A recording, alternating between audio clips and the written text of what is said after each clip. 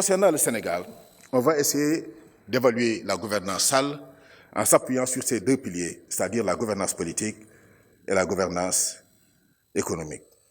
Je n'ai pas voulu tellement insister sur la gouvernance politique, et je n'hésiterai pas davantage sur la gouvernance économique parce qu'il y a des panels qui vont être organisés autour de ces deux sujets. Mais je vais juste montrer quelques exemples.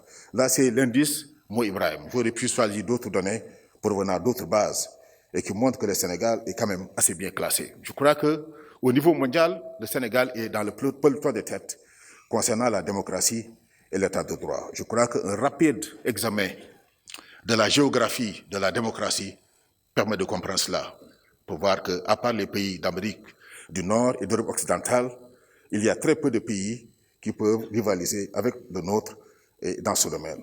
Et le Sénégal a pu le faire en réussissant à garantir également sa stabilité. C'est fondamental. Les gens ont beaucoup dit du président Senghor, mais tout le monde peut voir qu'il a quand même régné dans un contexte de guerre froide, où il y a eu des assauts extrêmement puissants qui visaient son régime et qu'il a pu contenir.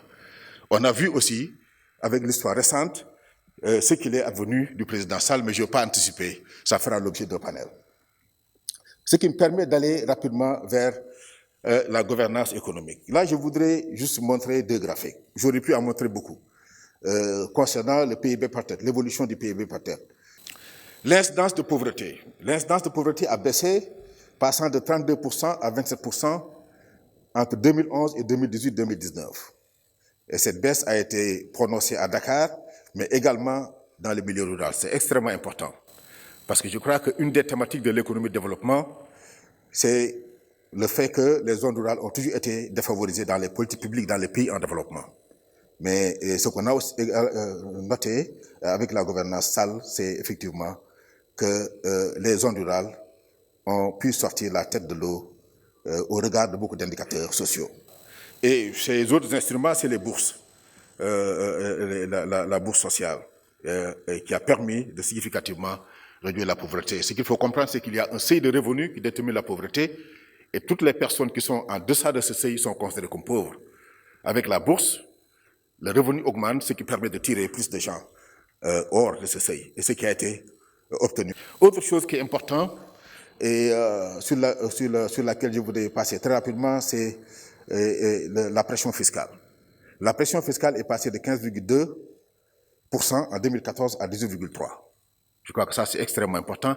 Nos estimations concernant le potentiel fiscal montrent que le potentiel fiscal reste encore sous-utilisé. On peut significativement augmenter la pression fiscale et donc conséquemment, corrélativement, le budget. Alors, l'éducation et la formation, je sais qu'il y a beaucoup de choses intéressantes qui ont été préparées, et je ne vais pas trop y insister, mais en bas, on voit la carte du Sénégal, la carte universitaire du Sénégal en 2012 et la carte universitaire du Sénégal en 2022. Tout le monde voit que la carte en 2012 était presque vide, et en 2022, on voit la différence. Notre ami Sigini va expliquer comment est-ce qu'on est passé de 2012 à 2022 d'une situation de carte presque vide à une carte bien remplie. Alors, le cadre de vie, eau, assainissement, électricité, mais l'accès à l'eau a beaucoup été amélioré, et l'accès à l'électricité et l'accès aussi à l'assainissement. Et je voudrais aussi parler de l'accès aux énergies renouvelables, qui est passé de 3% à 30% sur juste 4 ans. Ça, c'est quand même, sur 7 ans, ça, c'est quand même important. Maintenant, tout ça, ça demande des efforts continus et le défi va être très élevé, très fort, pour celui ou celle qui va succéder le président à la tête de ce pays.